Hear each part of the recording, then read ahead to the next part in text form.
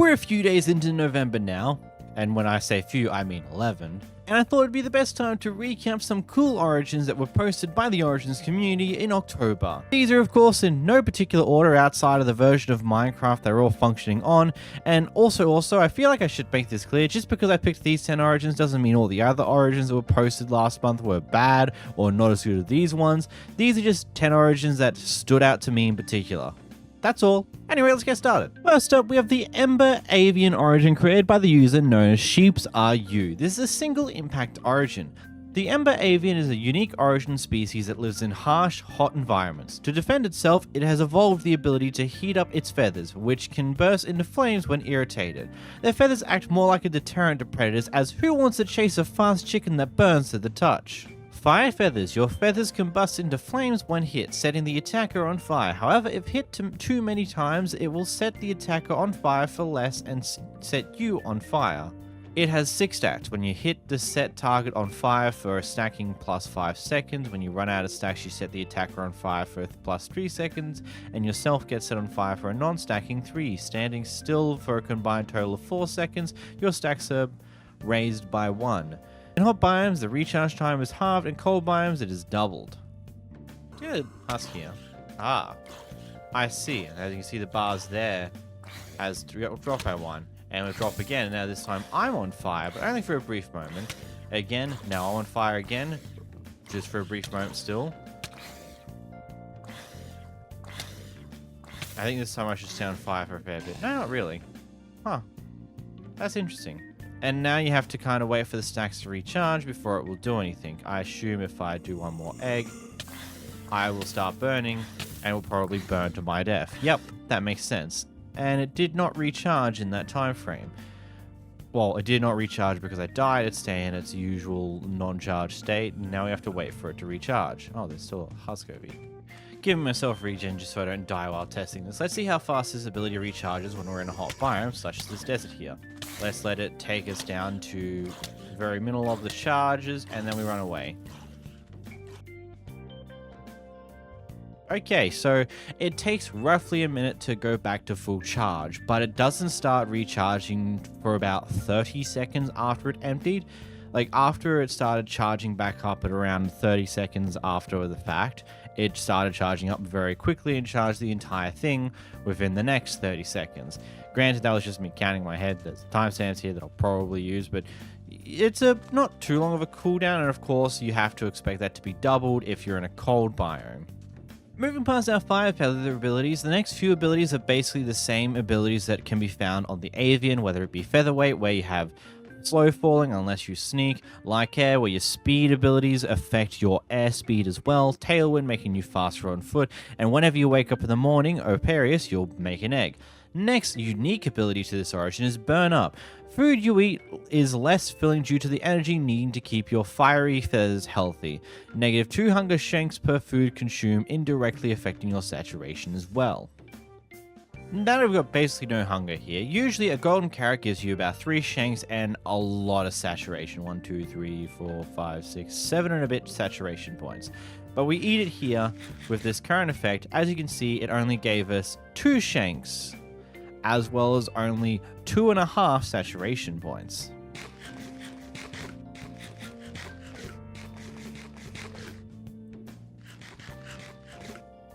Meaning that it took me 5 golden carrots to reach a max hunger again, even though usual vanilla ways means it would be significantly less. Hot air. So when sleeping, your bed needs to be in a hot biome in order to sleep properly. So unlike the Avian Origin where you need to be high up, with the Ember Avian you want to be in a hot biome. So something like this desert here, or a mesa biome, any form of your desert-like biomes, any biomes that if you were going to real life would be pretty hot. Yeah. When you try to sleep in a biome that is not hot enough, it just tells you the air here is not hot enough to sleep in. And the vegetarian ability, you can't eat anything that is meat, which if you look over here at the tooltips, that is basically your pork chops, your steaks, your mutton, your cooked and raw chickens, and your rabbits and your fish. Everything else is perfectly fine. Also, rotten flesh is a no-go. Next, we have the Hellcat Origin. This is a 2-impact origin created by the Discord user known as SophieV2 _ a random string of numbers that I wouldn't know. And I'm not going to recount all of them for you. A species of feline that dwells in the depths of the Nether, weak but agile. Bop. Neverborn. You're a species of feline that is born in the hellish depths of the Nether, thus you spawn in the Nether.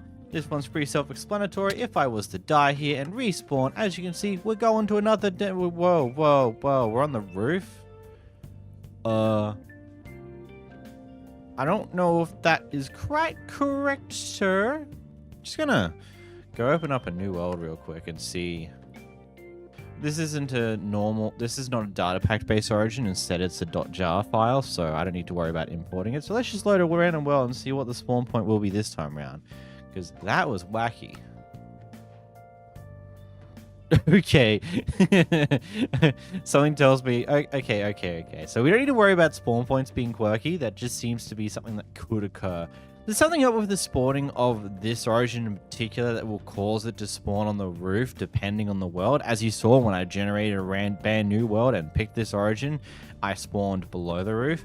This time around though, I spawned above the roof. Small build, you're more fragile, Small build, you're a more fragile creature, thus you have 7 hearts. 7 hearts means 14 hit points instead of the usual 10 hearts or 20 hit points. Obligated carnivore. Your diet doesn't allow you to eat most of plants/vegetables since you're biologically dependent on nutrients found in animal tissue. Moving back over to creative mode, we can flip into the menu here. This includes things such as your apples, golden apples, melon slice, sweet berries, chorus fruits, carrots, potatoes, and beetroot and tiger kelp. All forms of meat are perfectly fine.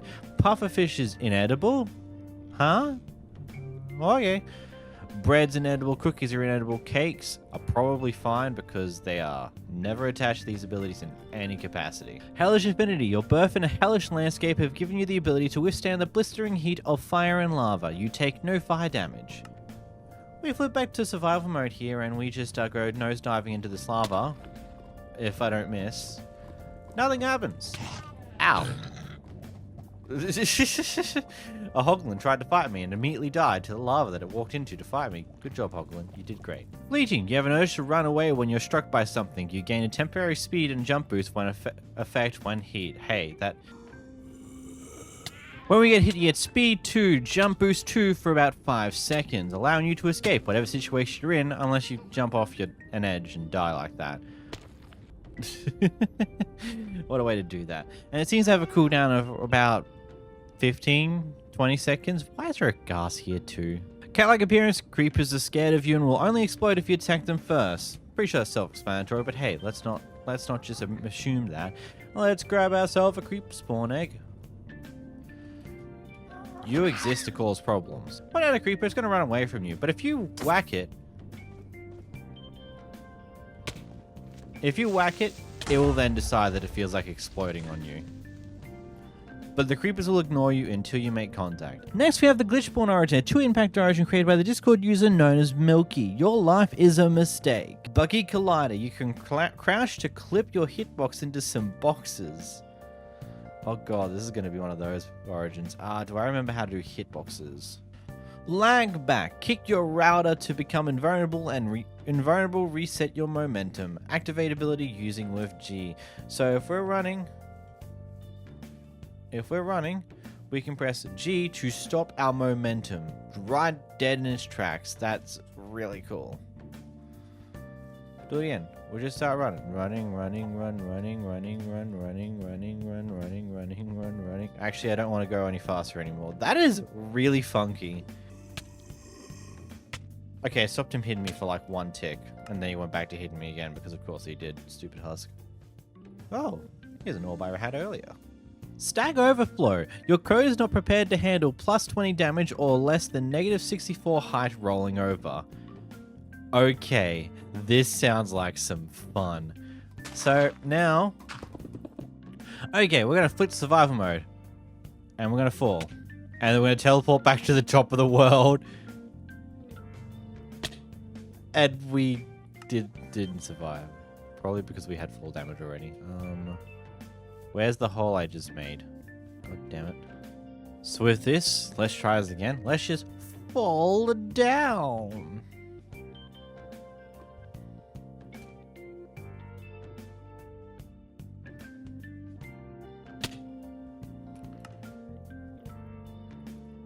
Interesting. Okay, so There's some funny quirk to this, and I really, really want to make it work for me. Where's a health potion? Let's grab that. And let's try it again. Because now I figured out where my hole is. Let's fall down it again.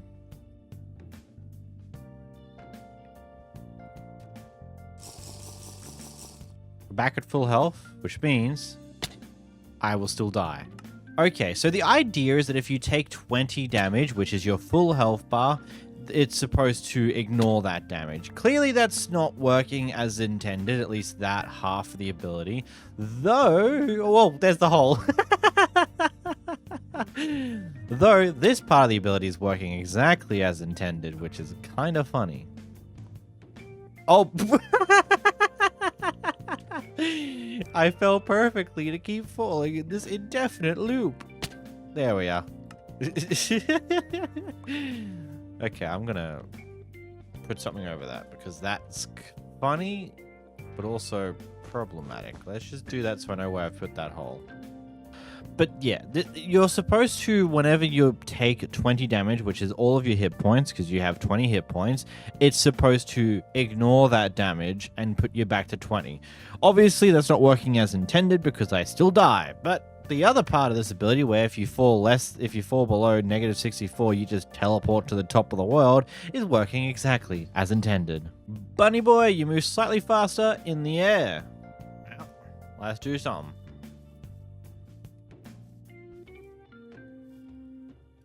Oh god, I feel that. That feels so weird. Knowing that my sprint jumping just doesn't feel as it should. But yeah, the idea is that you're 20% faster when you're sprint jumping because of your air movement, which is kind of neat. But also, it just doesn't feel right. It feels so very wrong to move in this method. Getting smacked during your lag back sends you flying and glitches your attributes for 10 seconds. Okay, this seems intriguing. Can I get it to function as intended?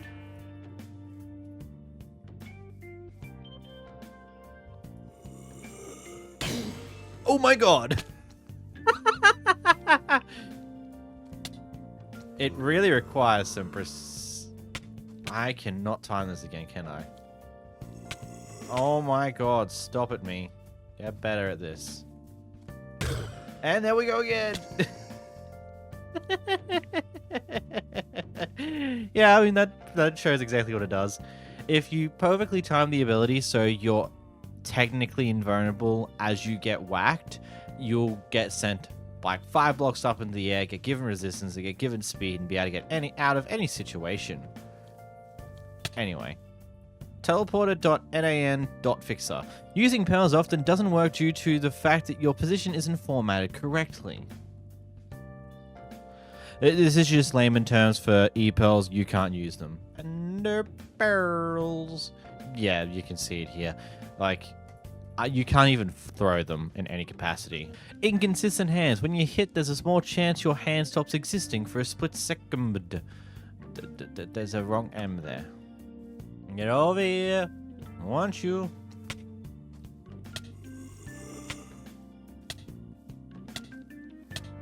I don't seem to be getting it. It's one of those visual effects. It probably won't mean much. It doesn't seem to be working, or maybe it requires me to have an item in my hand. Either way, you get the idea of it.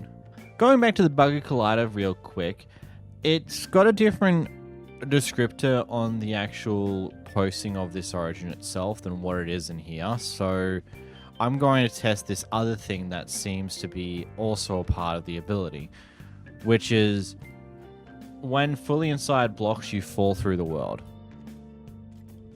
So in theory, if I do that, not quite, but one more should do it. Oh, there.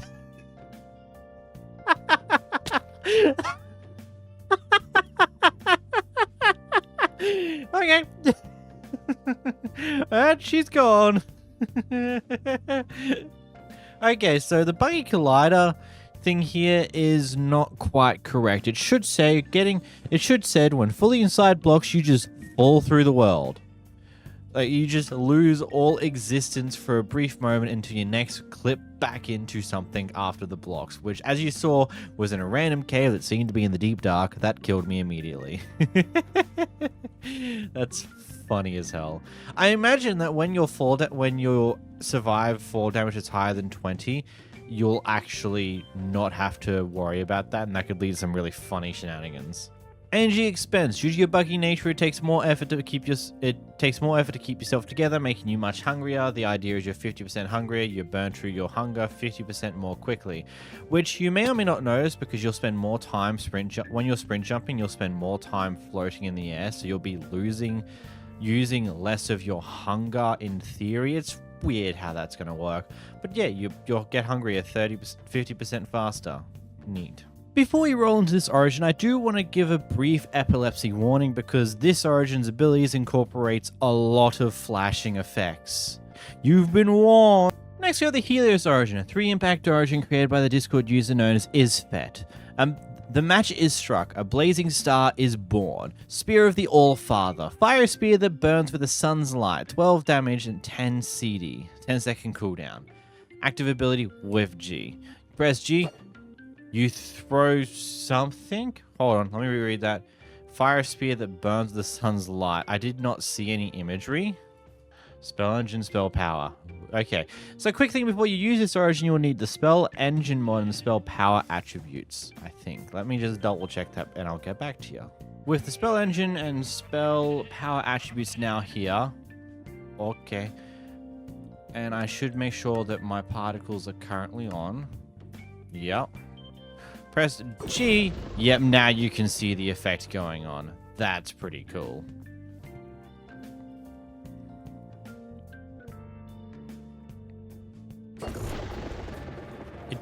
It's meant to do 12 damage, which... Oh god, I hate that noise.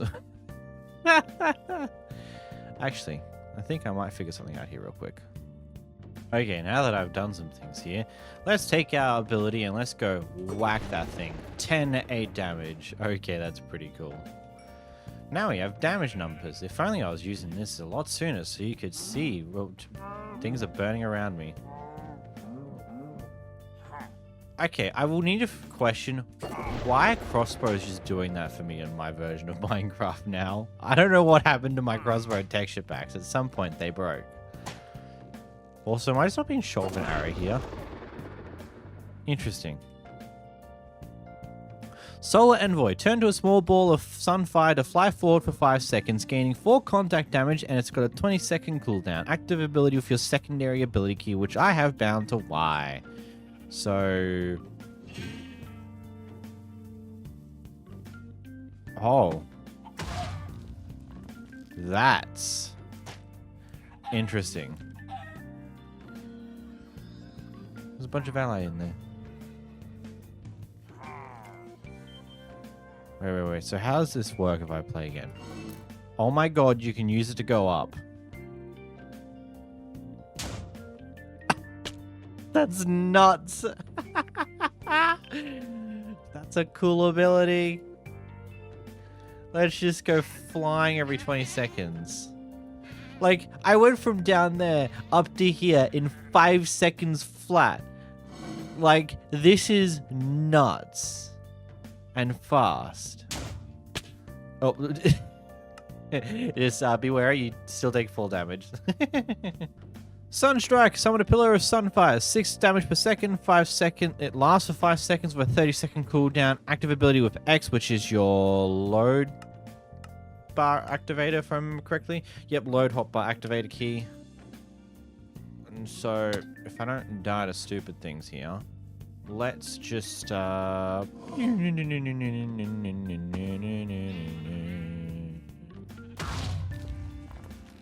do it.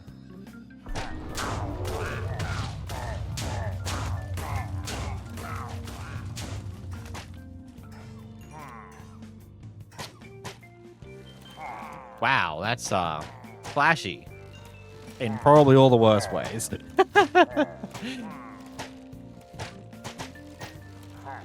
There must be something about my aura that burns up arrows.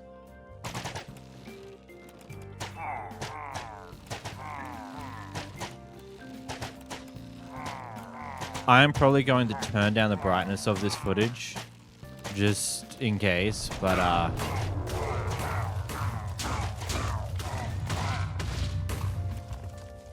Goodness me. Anyway. Flaring sun. Create a ball of sunfire that burns fiercely before erupting. 2 DPS over 5 seconds. Then, non-destructive, non-scaling fiery explosions with the power of TNT. 45 seconds. Activate with C, which is your save hotbar activator key.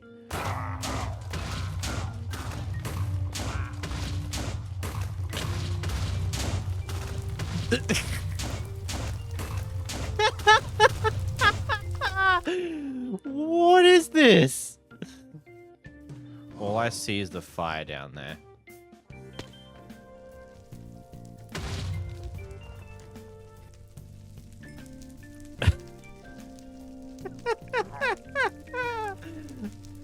Oh my lord, this is some crazy nonsense.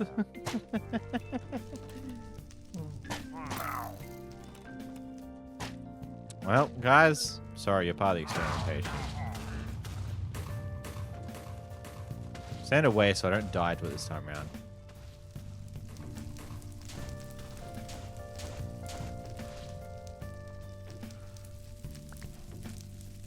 That is... Into the fire. Into the fire with you. Into the... What just happened? I am so confused. This origin is like crazy. I think I legitimately have to put some form of epilepsy warning at the start of this section because this is kind of crazy. Anyway, Hands of an Angry God. His wrath towards you burns like fire. +6 damage against undead and illagers. Nuts. Is there an illager still alive that I can murder? Yes, yes there is. Bop, bop, bop, bop. Yeah, considering how like 3 crit hits was enough to kill it. I couldn't quite see the damage numbers through the fire. Solar Affinity, +3 fire and healing power. I mean, we've seen the fire power a lot, and I would assume if I just take a bit of bonk. Yeah, I'm healing a lot quicker than what the average player would, and it's not even using any of my saturation as of yet. Yeah, that's pretty good. Fusion Reactor, you do not need to eat, nor can you. You also burn enemies, water, and projectiles that get within 3 blocks, including your own projectiles. Okay, so that makes sense why the arrows won't hit me before. They were all burning up before they got near me. And you probably also notice as I walk near things like this illager here, they start burning. So does this iron golem. Actually, if your own projectiles burn up before whilst in your range, that works fine. Bow. Yep, you can't use a bow because the bows will immediately disappear the moment you shoot them. Well, the arrow will immediately disappear. Is there water around here that I can use? Throwing out of the water here. Oh my goodness me.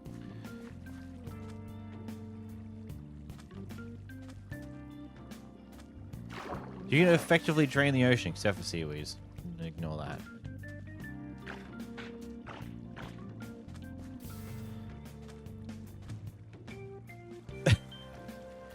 This is kind of wild.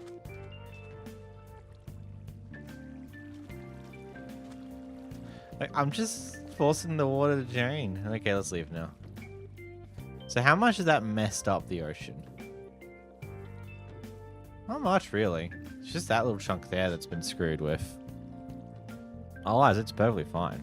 Sun Halo. Avian's origins. Nearby sap your strength and recover solar energy. Nearby entities are counted as being in sunlight, so stuff like phantoms and undead entities will be burnt by sunlight. And by the descriptor of that, I also believe it will affect other players with certain origins of certain descriptors, though I can't really showcase that in any way. When in sunlight or on fire, you heal 1 per second. You cannot heal naturally. Oh, okay, that makes a bit more sense. The healing before was just heal power. I don't know what the hell that means, but hey, we heal when we're in the sunlight or on fire. We can't heal otherwise. Unshadowed Domain. Invisibility is dispelled whether it's your own or someone's nearby. Okay, so if we just grab ourselves a Invis Splash Potion. Okay. And we slap it on a husk over here.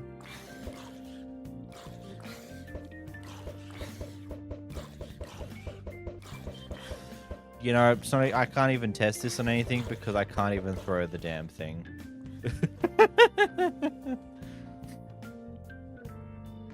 But I'm sure you get the picture. Bright, you glow and monsters aggro from farther away if Pinnacle is installed. A zombie piglins auto aggro. Oh no. So let's go to the husk over there is dead. Let's go to the Nether Dimension. Here we are. Yep. Yep, they're straight after me. Makes sense. Here, we now jump into another version of Minecraft. We're still on version 1.20.1, but now we're in a Forge version of Minecraft because these next two origins are Forge-based and also require Forge dependencies. Here we have the Shatterer Origin, a 2-impact origin created by the Discord user known as Lev. This requires a Puggle on Forge. You are the shattering made physical. Go forth and shatter those who oppose you. Reformed. Due to consistently breaking yourself and healing yourself, you've become larger than normal. This is where I realize I don't have Pinnacle on. But yeah, you should be 3 blocks tall. I should probably go fix that real quick. One major thing of note, for some reason this origin doesn't appear in the origin selector, and in order to actually pick this origin itself, you have to use this command as you can see on screen here. And then I become the Shatterer. And now that I have the PQ mod activated, as you can see, I am 3 blocks tall. Breaker, you gain permanent haste 1 due to your unique abilities to break things. Yeah, you just mine faster. You got natural haste 1 at all times, meaning that you just mine significantly faster than what you would otherwise. Of course, this will scale with the amount of haste and other bits and bobs that you have. Of course, this will scale with your efficiency levels and all that stuff to the point of being almost able to instantly break stones. Shattered tools. Your aura of shattering extends over your tools, but not all of them are capable of withstanding it. Wooden and stone tools lose durability at the 2x rate. 131 durability, and it's used 1 durability so far. We break again, and it's used 1 more durability. Again, it's used 1 more durability. This ability doesn't look like it's working as intended. If we grab a wooden pickaxe and do the same, it's using a single bit of durability on the pickaxe itself. Is that normal behavior? Let's just grab a diamond pickaxe and break 1. And break 1. That's dropped it by 1. Yeah, each block on average is a single durability lost. Shattered legs. Due to the shattering of your legs, you can fall up to 4 blocks without taking damage. But if you fall over 4 blocks, it's 50% more damage. And you see, going out to the top of this block here, and we fall down, we take no fall damage from 4 blocks high.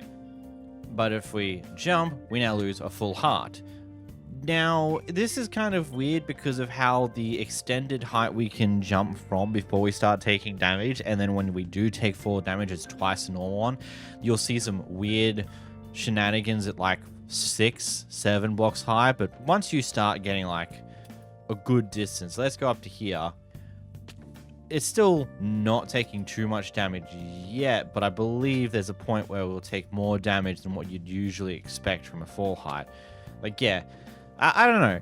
So the Shatterer Origin, by taking 1 jump in the air and falling down, you lose 1 heart.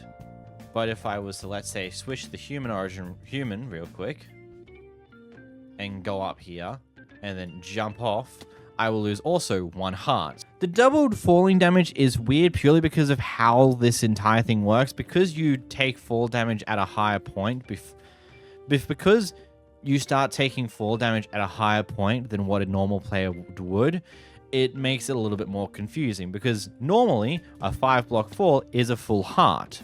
But because the Shatterer doesn't take fall damage at 4 blocks high, instead, that half a heart should theoretically be shifted to the 5-block fall, but instead, that gets doubled and then it matches what it usually would be. It's weird, and I don't know if I can really I don't know if I've explained this in a way that makes sense. The Shattered Realm. Enter the Shattered Realm, a pocket dimension limited in size, a 45 by 45 by 45 block radius, but not by time. Bring any marked players within 5 blocks with you upon activation. Activate by crouching for 30 seconds. See Shatterer marked power for instructions. So, we have a second dimension for this origin. If we can tell we can activate it by the grey bar being full on charge, and we have an ender pearl looking bar sitting there. And if we hold crouch, as you will start to see, that bar now starts ticking up as it counts down our teleportation. As it says, it'll take 30 seconds, so we'll be right back.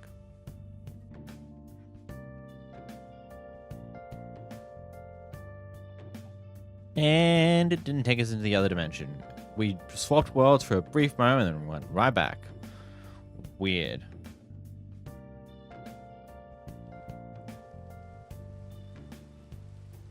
Okay, so with some command shenanigans I do get in here, I might play... I'm not 100% sure why I immediately teleported out. There is stuff here, clearly. But I don't know if this is what dimension I'm supposed to go into, which definitely seems far bigger than the 45 by 45 that it's supposed to be. With the Shatterer Origin, it seems like it's got some cool ideas and really cool concepts from what I went over with, but unfortunately it seems like a lot of it is kind of broken and not functioning as intended. The next one is the Illager Origin, created by the user known as Isfed. This has dependency of many types: the Apuggle, the Celestis Synth mod, Goatee, the Dark Arts, Iron Spells and Spellbooks, as well as Elves, Enders, Cataclysms. On the surface, this looks like a small origin, but there's a lot more to it than what we see here, as this is an evolving origin that has 5 separate stages. These stages kind of grant... These evolutions occur as you continue to progress to do things. I'm not going to go into full detail of this origin in particular, outside of the first one, purely because it's a lot. But I might do a video on this in the future to cover it in detail and go over the entire thing, but I'll run you through the base version of this origin, as well as show you how to do the evolutions. Illager, 3 impact origin. A devil walks these halls, only the mad or the desperate go in search of him. A royal guard, summon pikers equal to your stage +3. They die after 20 seconds, your stage. As you can see by pressing G, look, I've got some royal guardsmen. Look at them. Look at these boys. Them beautiful, lovely boys. They're my boys. You can't hit them. +2 luck. This doesn't affect too much in vanilla Minecraft. Depending on the mods will change how those increase itself, but your luck stat tends to affect what appears in chests when they get randomized. Not to a heavy degree, mind you, but it's definitely a thing that occurs. Illager, you count as an Illager. Illagers will ignore you. If we just flip over here and go grab ourselves, what do I find first? A Vindicator, that works, and we spawn in. He's just gonna kill me, because he's a Vindicator. Yeah, usually you're a villager, an Illager. I don't know why you're so set on stabbing me. Anyway. Yeah, this doesn't seem to be working as intended, at least this part. Because he definitely sees me as something that he wants to murder. Pretty complex. You're too used to others fighting for you, so 10% damage taken and negative 10% damage dealt. That's pretty self-explanatory. You deal less damage and you take more damage because you don't want to be in the front lines. In order to evolve your origin, you need to obtain the Ring of Want. I'm not familiar with the Goatee origin I'm not familiar with the Goatee mod in any capacity, so I'm not 100% sure how you would attain this. But as you can see, once it appears in my inventory, tell me why I ain't nothing but a heartache. I want it that way. Oh, those are some funny things. But as we can see, we're now the Marauder, a 3 impact origin. A lot of the same abilities as before, aside from additional additions. And your superiority, god damn my oh Jesus me. Superiority complex increases to being worse than what it was before, as well as a bunch of extra abilities and a new active ability. Bulk and incoming attack, damaging the attacker equal to your stage plus ×2 and weakening it. In order to evolve again, you need to kill this guy here, Maldictus. Of course, you wouldn't kill him in this way, you would find him in whatever dungeon he resides in. I am not too familiar with a lot of the Enders Cataclysm mod. I do know the bosses reside in dungeons, and some dungeons have certain requirements to do to get there. But This is not showcasing that mod, this is showcasing this origin. So once you do successfully kill him, you'll now evolve into the Swindler. Again, it's just more abilities and more stuff on top of what you already have, your origin continuously increasing to become better. This is where the origin splits into two separate variations. To go down one route, you need to obtain the Vexing Focus. Grab it here, we've now evolved yet again to the Dream Stealer. Again, more abilities and stuff on top of before. I feel like this would be more fun to discover this new stuff as you continue to evolve this origin. Though, as I said, at some point in the future, I will go into this in big detail because I feel like that'd be worth it. It's just very big and too big for the scope of this video of covering a bunch of cool origins. If you want to go down the witch route instead, you have to kill one of these guys. A crone. You kill a crone and you'll evolve into the witch one instead, which if I do origin set. But if you're to kill the crone instead of obtaining the Vexing Focus, you'll evolve into the witch with a bunch of different abilities focusing more on witch-like shenanigans. But both of them will evolve with the next thing. Yeah, this is a permanent split, but they both will evolve via the same method here, is by obtaining the Krzair from Celestial. Celestisynth. Ah, this must change a lot, hasn't it? Once you obtain it, you'll evolve into your final form. Either the Arch-Illager, which we have here, the Arch-Illager, or evolves into the Demoness. This is the ultimate form of your origin. Losing Krzair will cause you to become a Dream Stealer again. Oh, so if...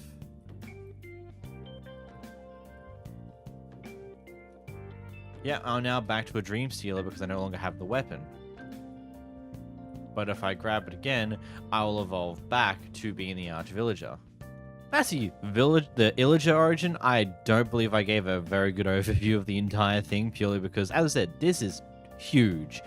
I mean, 5 different evolutions of an origin that splits into 2 at the 4th stage is kind of nutty. But I will make a video on this in the future to give you more details about it in proper detail. But for now, take a sneaky check on the actual Discord message itself. They go into more depth with those abilities there. Next, we have the Thornling Origin, a single impact origin created by the user known as Smurfer. This is just a small origin, let's run through it. Once a plant in the jungle, now a sentient being. Thorns. The name explains it all, doesn't it?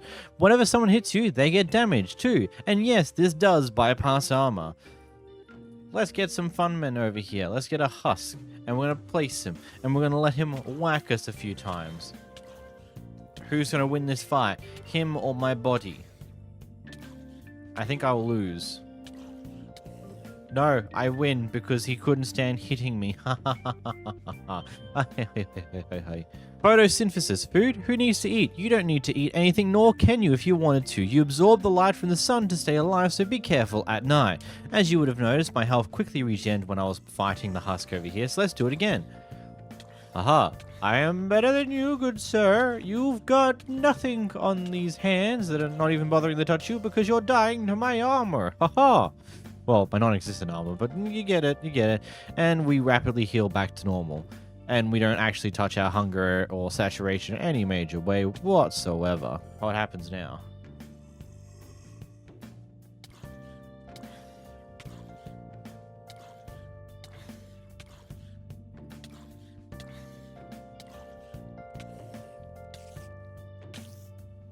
Yeah, I don't actually heal my health back as fast as I was beforehand, seeing as I started to take a lot of damage from the zombie, unlike before, where it was less of a problem. Yeah, I just realized photosynthesis, that's misspelled. And the other bit of this origin, this ability, is you can't eat any form of food. Except for golden apples, they've been given an exception. Then I'd also assume that there's not an exception to cake.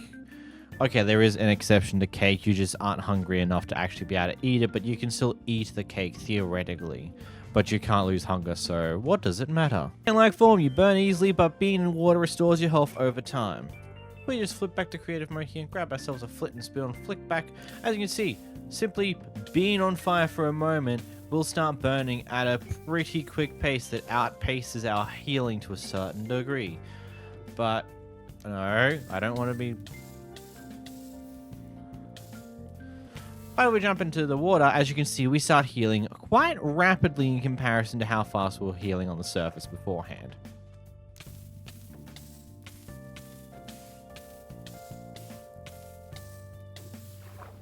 Okay, look at that. Look at how quick our health's coming back up the moment we jump into water.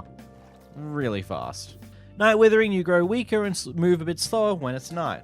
As you might have noticed before, the moment we flick over to night, we have our FOV shrink because we got slowness 2 and weakness 3 at nighttime. So be careful at night. Again, schmoll. Most plants are quite small.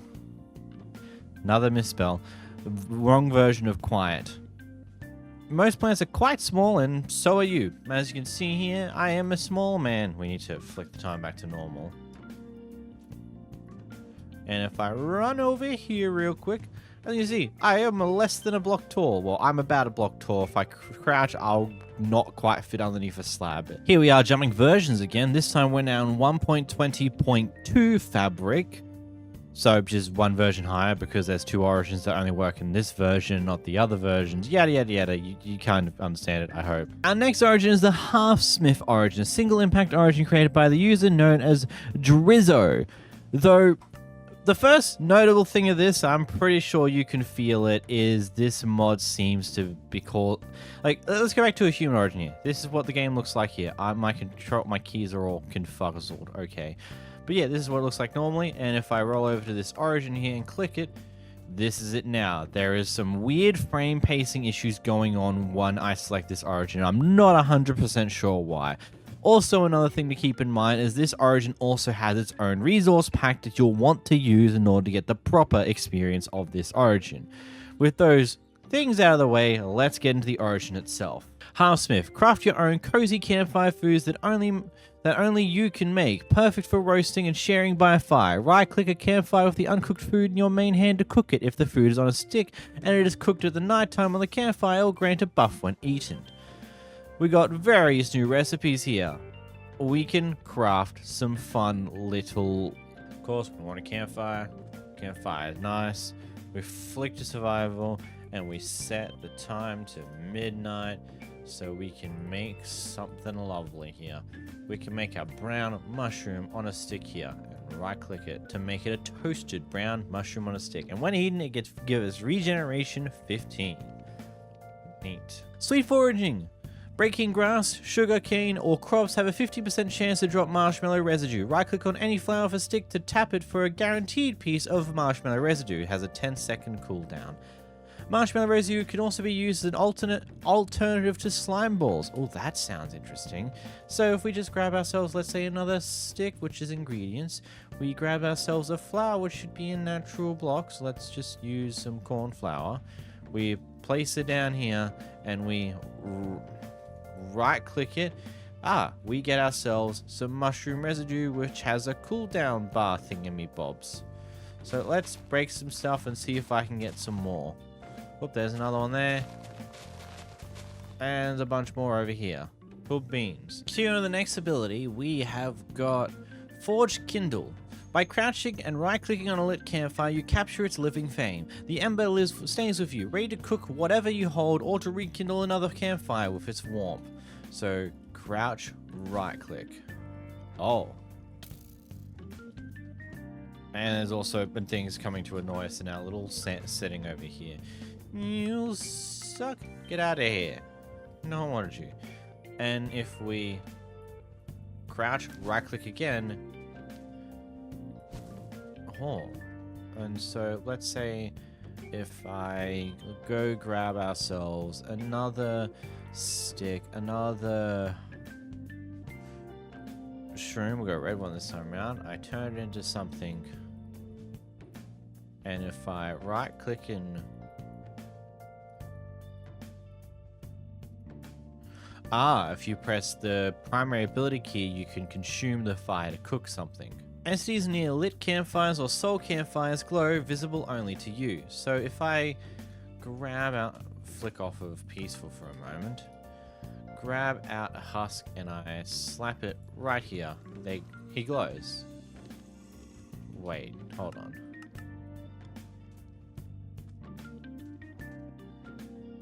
What in the world? If I go to peaceful, this frame pacing issue I'm having with this Origin vanishes entirely. And it's gone again. Now it's back. And now it's back heavily. I don't... And then if I go to peaceful, it's gone. Everything's running as normal. I don't get what this Origin's done. What happens in this Origin's code to cause this weird, quirky frame pacing issue to occur. Pass ref. Sleeping within 8 blocks of a lit campfire grants you 10 seconds of regeneration upon awaking. Let's go get a bed. That's not the one I want. There's the bed. That's a bed. We grab bed. We sleep next to campfire. Whackety doodles. We'll wake up with a batch of regeneration. Hunter's Harvest. Your understanding of nature allows you to draw meat even from uncommon prey. Foxes, goats, and mushrooms can now be hunted for food, and with a sword you can cut fungalized meat into smaller serving. Huh? I can get food from things. Okay, I need to test this. This sounds wacky. So let's grab some mushrooms. Let's grab a sword. Let's murder some cows that really shouldn't exist. Oh wow, he's giving us... Wow, okay. I don't want to do the next few, but science says we gotta try it. Hey. Raw fox meat. Okay. And then we grab ourselves goat. And we get raw chevron. Okay. After a little while of figuring things out, I understand what it means by fungalized meat. There is a chance that when you kill a mushroom, that it will drop fungalized meat.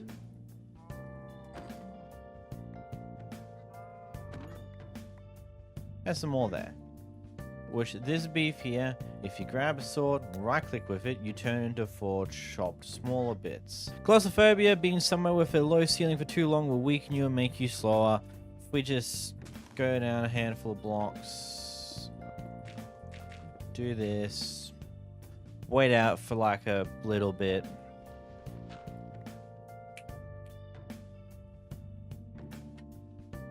As you can see, when you stay underneath a low bit for a little while, you start getting weakness and slowness. And then, of course, this slowly stacks up the longer you stay in an area where you shouldn't be. And it only starts to decrease the moment you leave a low ceiling area. In a similar vein to what the Allaykin Origin does when you stay underground for too long.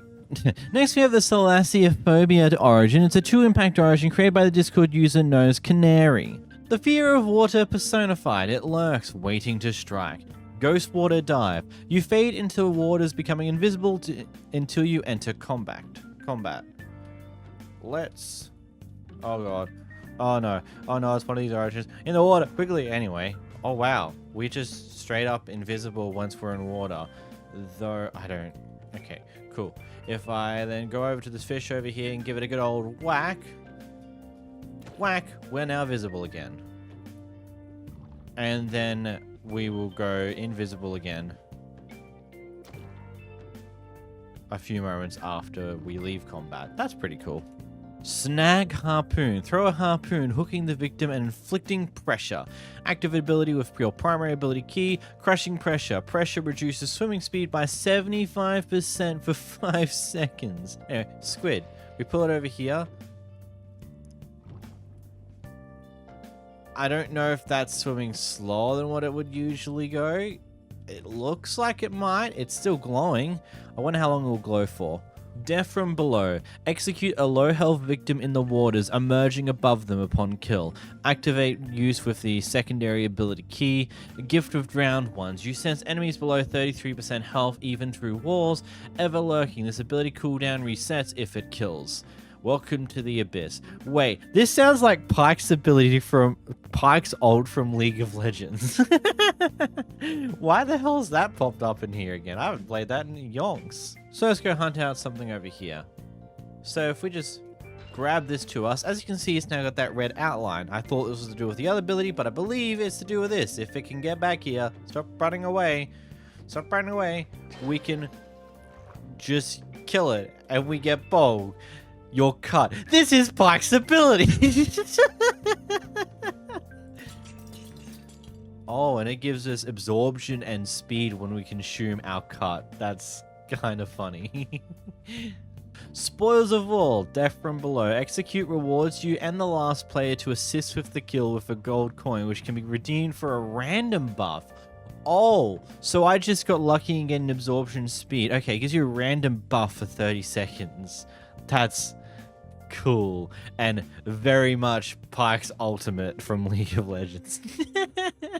Facing the Fear, you deal less damage to entities out of water or if you're below 50% health. Ain't finished yet. Let's grab a husk. 1, 2, 3. In water. Yes, I know that those weren't crit hits, so I'll make sure these aren't crit hits either. 1, 2, 3, 4. Yeah, okay, that's noticeable. Also, 1, 2, 3. I missed the ability. It's also an X, like... Mustn't work when you're not in water, which is neat. Gills, you can breathe underwater, but not on land. I've got bubbles that increase when I'm in water, but the moment I leave water, they start to decrease because, you know, water breathing.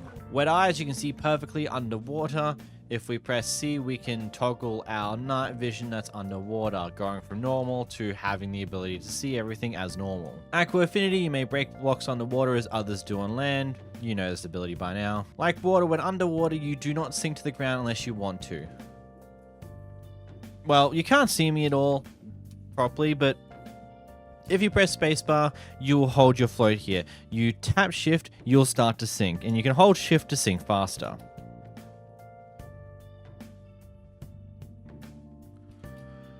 Also, one bit of note. When you jump into water, you will also be floating by default, so you want to sink, you just have to press shift. And for our final origin, we jump into Minecraft version 1.21.1, where we have the Allaykin Origin, a 3-impact origin created by the Discord user known as Heatup. You're the ghost of a once well-loved creature, brought back through uncertain magic and bestowed with an strange affinity for the ally that inhabit this world. You find yourself clinging to them like old family. Here our first ability, Spiritual Aid, which is activated with your secondary ability key. You're capable of summoning 2 very, very special ally at will, but only 2. These friends offer unique benefits over regular ally. Some items they hold might even have different effects on those nearby. You can tell how many allies you can currently spawn based upon the dots above your hotbar. When you press it once, you'll use half of that to make a friend. And you press it again, and you can use half of that to make another friend. And there we go. We got our 2 friends flying around us. But these are special ones. They even glow for us so we can see them from a distance. Next, we have the Ally Renaissance. Due to your unique nature, you are capable of honing in on any ally within sight and teleporting to them. 64 block limit. You can activate this with C, which is your... if I remember correctly, keybinds. C is your save hotbar activator. So if you have any form of zoom mod that rekeys the zoom to C, you will need to rebind your save hotbar activator key to something else for this to work. So let's just see that ally over there. We press C, we zap over to them at quick speed. You see that ally over there? We zap over to them at quick speed like nothing's never happened before. That one over there, I slightly missed it. That one over there. You're in range, buddy. Stop being a bitch. Yeah, it was just grass shenanigans. So yeah, you have to be completely inside. There can't be any blocks blocking you between the sight of the ally and you. Even like grass stuff, you kind of need to have a perfect vision of them. Like, for example, when are you going to reappear in a spot that I can just yoink you from? Oh. There you are. See, I can get all the way over here with where my little friend is. Phantom form. You can switch between your human and phantom form at will, but only while you're saturated enough to sprint. It is toggleable with G, your primary ability key, and you can tell you're in your phantom form because you'll have this green vinaigrette around your screen. Also, normal form, this will happen when you walk into a tree. Phantom form, you walk right through it. And of course, you'll need to maintain a decent amount of hunger, more than 3 chunks, in order to maintain the phantom form. Additional thing on top of that is fast metabolism. Being phantomized causes you to become hungry faster. So that's another thing to keep in mind. The longer you're in this form, the more you'll consume your hunger. It allows you to go effectively anywhere, but you need to keep in mind this will burn through your hunger significantly quicker than when you're not in it. The core. The magical token is crafted via an amethyst shard onto a diamond. With it, you're capable of dematerializing your special Allaykin using the low toolbar key while holding it, blessing others, and even transmuting regular ally into more larger and versatile forms. So how this works is you get an amethyst shard and a diamond shard. This is something that can only be done in the 1.21 version of this game. If you do it in any other version, this won't function correctly, but you take the amethyst shard and right click on top of a diamond. It will then convert it to an amethyst core that is enchanted with mending. It still beats in your heart.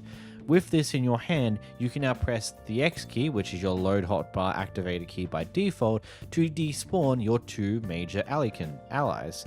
You can then, of course, resummon them, like so. On top of that, any normal allies, as you might notice, if one of my friends can come closer, that the allies that we spawn are a lot bigger than the normal ones. So you can take a normal one with your amethyst core. Oh, it needs to be holding, and then... Okay, so I need to have this item, and so does the thing. So let's do that. You've got one, I've got one. Then I can shift right click on you. I'll consume my one, and now you're a bigger ally who is now one of my ones. And yeah, that's pretty neat. You're now my friend. And it gave me the core back. Next section of this ability, by the power vested in me, by default you will always be blessed by the ally. However, you yourself are capable of giving those you wish the blessed status, causing your ally to positively affect them. Whack them with an amethyst core, whack them again to remove the status. This is where I have to go log into my old secondary Minecraft account to get it in here. Give me a moment. Now that we got my friend here, as you can see, he's already been blessed because I've done this already. But if I hit him without the thing in hand, it in theory should get rid of the blessing. Though I'm not quite sure.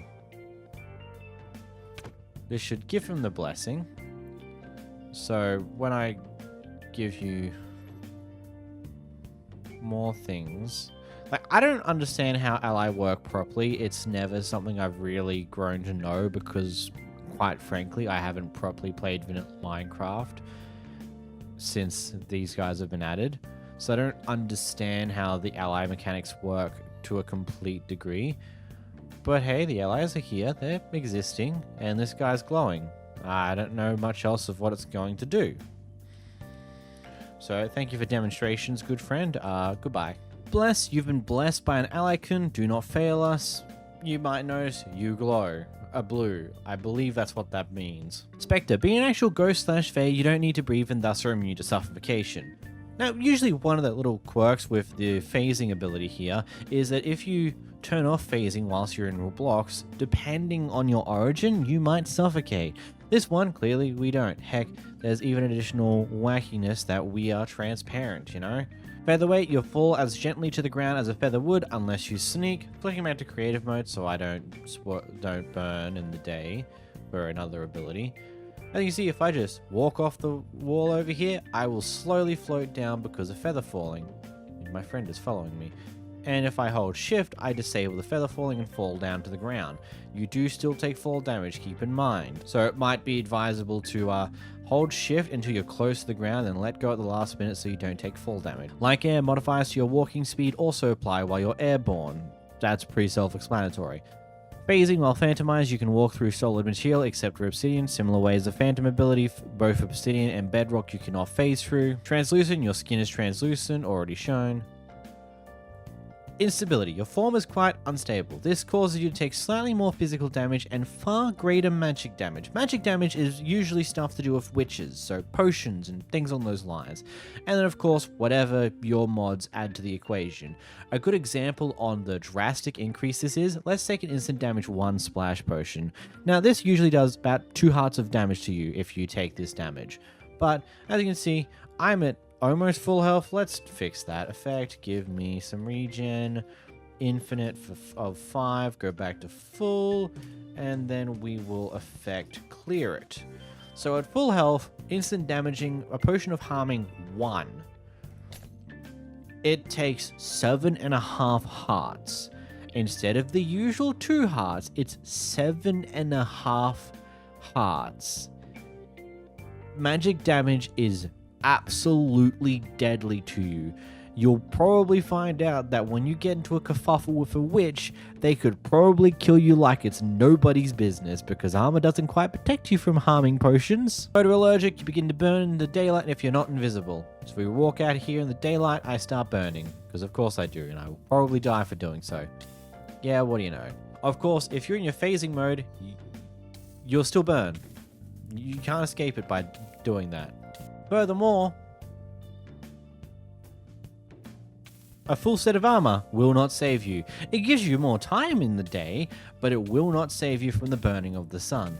Your only savior to the sun is a potion of invisibility, which then allows you to walk out in the daylight like it's nobody's business because your skin is no longer exposed. And that is that. What do you thought of this video? I'm sorry if the video went a little bit all over the place. I recorded all of this over the time span of several days and dealing with a lot of quirks and issues with some of the origins. Some of these have had multiple takes, and yeah. So if some of the origin showcases feel a little bit off quality and a little bit all over the place, apologies. This has kind of been a wacky roller coaster of a video to pull together. But if you did enjoy, make sure to leave a like down below. Maybe subscribe, and I'll see you guys next time. Bye-bye.